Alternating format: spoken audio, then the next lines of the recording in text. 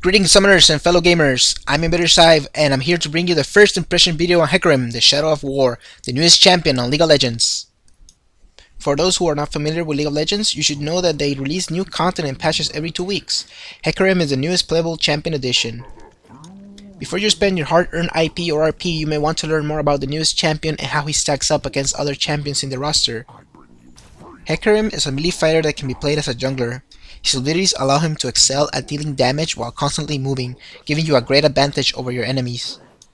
For those who are familiar with League of Legends, he plays like a hybrid between Skarner and Shyvana, and it's just as fun. His ability kit provides him with high mobility, great AoE damage, health sustain, and 2 excellent gap closing abilities that have crowd control effects. Because of this, he is a great ganker and initiator, not only because he is able to get up close to the enemy, but also because he can bring decent damage and is able to disrupt them. His ultimate also provides him with very good positioning for surprise attacks and head-on fights. Another one of his strengths is that he is very good at small scrimmages, for example 2 vs 2 or 3 vs 3, since 3 of his 4 abilities do AoE damage. I like to play him as a jungler, as I find his top lane matchups are pretty tough in general. There are a lot of champions who can beat him in the lane. However, if you are able to get past the laning phase with him, he is definitely a strong pick and brings a lot to team fights. Now let's talk about his abilities. His passive is called Warpath. It allows you to ignore unit collision and also adds a percentage of your bonus movement speed to your attack damage. This is a very strong passive, as later on through items and abilities you can gain upwards of 50 to 80 bonus damage. His Q ability is called Rampage. It's an AoE short cooldown ability that scales off bonus attack damage. What makes this ability unique is that you may cast it while moving and it does not stop you from auto-attacking. Additionally, hitting enemies with it gets the cooldown lowered by 1 second each time, down to a cap of 2 seconds. In my opinion, this is his main source of damage and a great farming tool in the jungle and when laning. Next, his W ability is Spirit of Dread, which is an active ability on a relatively high cooldown that does AoE magic damage. The interesting part is that it places a circle around you, and enemies inside it take damage but also heal you for a percentage of the damage they take. This ability is what makes him such a great threat in team fights, as he regains a good amount of HP from enemy champions that are inside fighting. His E ability, called Devastating Charge, is a movement speed buff which has a very small dash effect that knocks back enemy champions on the directions you are attacking them. It scales off bonus attack damage and it's on a very high cooldown.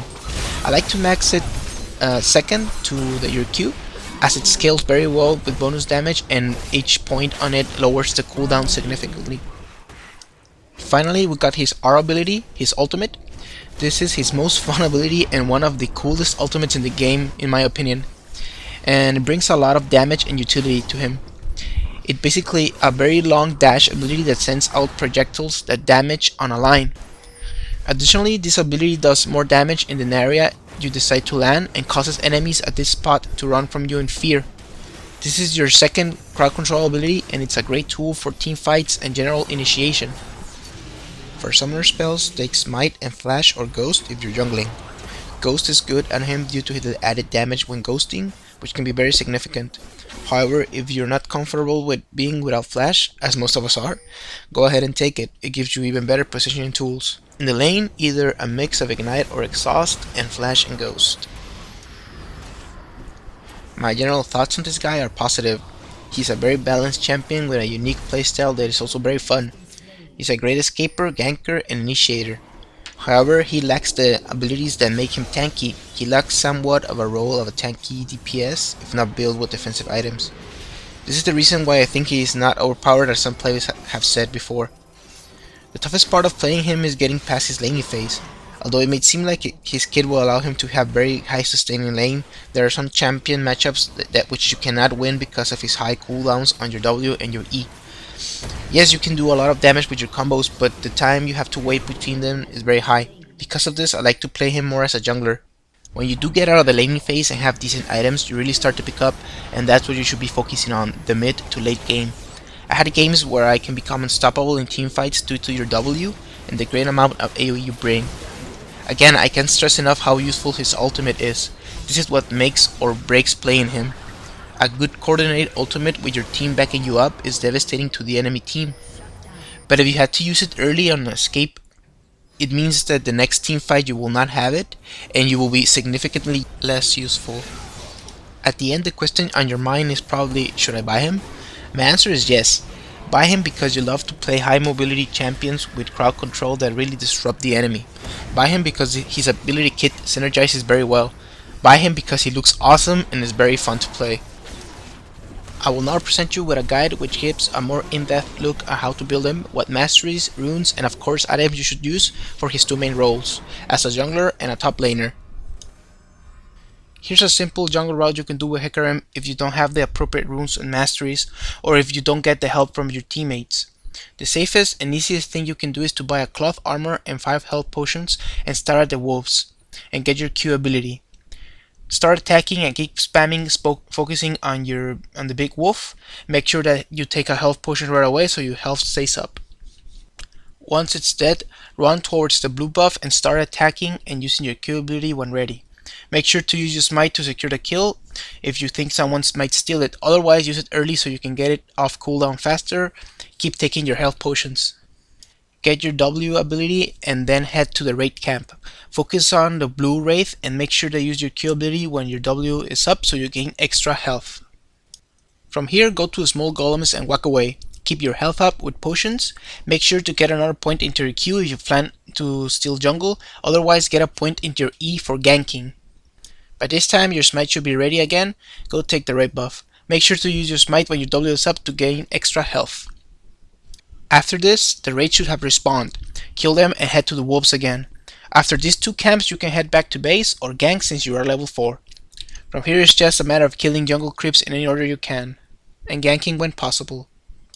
If you do go back, make sure to buy boots and a couple of health potions.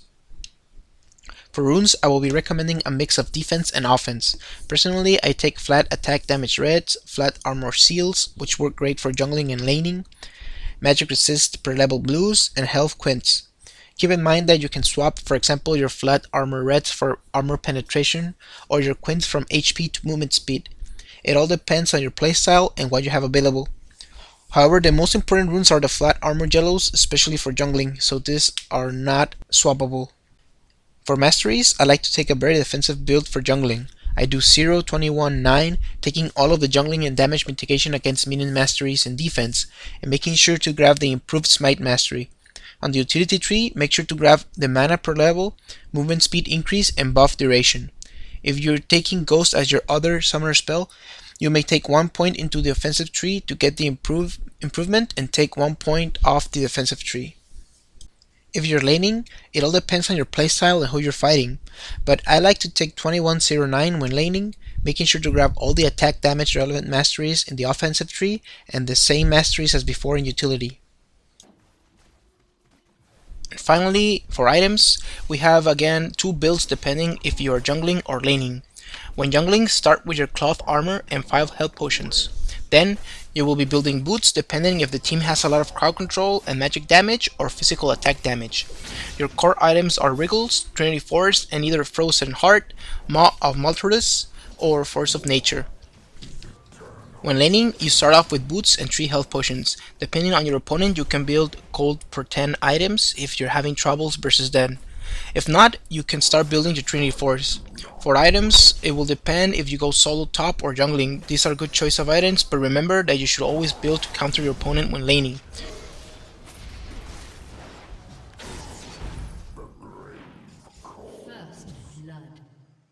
I would like to thank everyone for watching this first impression video and guide on Hecarim, the Shadow of War. I would also like to invite you all to subscribe to Ace Games if you want to see much more video gaming content. We're currently uploading videos from various games. Let us know in the comments which ones you are more interested in and we'll do our best to cover them. Additionally, I want to invite everyone to visit my channel over at youtube.com/InvaderXive if you like this video. I do daily uploads of League of Legends point of view commentaries about the champions you are interested in. This will be all from me. Until next time guys, thank you all for watching. Please comment, rate and subscribe. Have a great day.